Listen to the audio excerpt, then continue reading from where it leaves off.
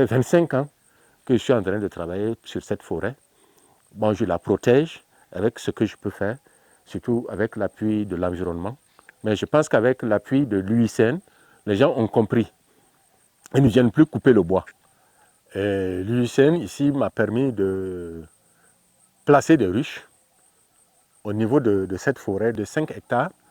Donc, on nous a permis de pouvoir mettre au moins une trentaine de ruches. Nous avions plusieurs modèles de ruches qu'on a installés ici. Ça nous permet de faire une sorte de comparaison. Donc, nous avions les ruches kenyanes à toit plat. Et de l'autre côté, nous avions des ruches kenyanes avec le toit chalet. Et cette ruche vous fait 25 ans. Elle continue toujours à sortir du miel. Et donc, cette formation a été reçue au Maroc en 2000-2001. C'est sur ce modèle de ruche-là que je me suis référé et j'ai fait la comparaison avec la ruche kenyane pour arriver à une ruche que j'ai fait ressortir. Voilà, c'est la ruche Langstroth, un cadre qui va nous permettre de trouver ce que la barrette peut donner. La barrette peut donner, en tout cas, tout au plus 8 à 10 kg de miel quand on va sortir ça sur la barrette.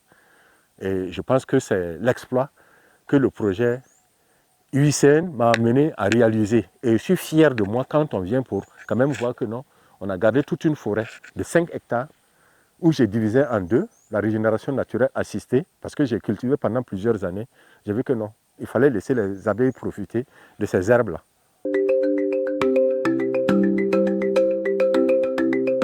« 90% là, à partir de janvier jusqu'à mars-avril, là, je ne sors que du miel de qualité. Et ça ne suffit pas. Voilà. Donc présentement, j'ai du miel de Détarium. Après février, mars, avril, là, j'aurai le néré qui va venir. Ça, c'est du miel qui est roux. Voilà. Par rapport au miel de karité, lui, il est blanc.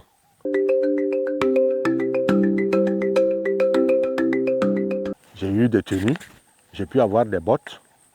À travers ça, on a fait les premières récoltes et nous sommes en train de coloniser les ruches qui vont nous permettre, à partir du mois d'avril, janvier, février, mars, avril, d'avoir du très bon miel pour en tout cas assouvir à nos besoins. C'est-à-dire que la clientèle, c'est ce que je peux dire par rapport à ce financement qui va nous permettre vraiment d'aller plus loin. Et en ce moment, nous avions aussi fait un travail au niveau de la biodiversité. C'est ce travail aussi qui me permet de voir que non, j'aurai un gros cheptel d'abeilles. Et ça, ce n'est pas un profit pour moi seul, mais c'est un profit pour la nature, parce que les abeilles vont aller plus loin. C'est ce que je pense que j'ai réussi à faire avec le projet. Et je pense que son impact pour moi est beaucoup plus révélateur que ce que je dis en mots.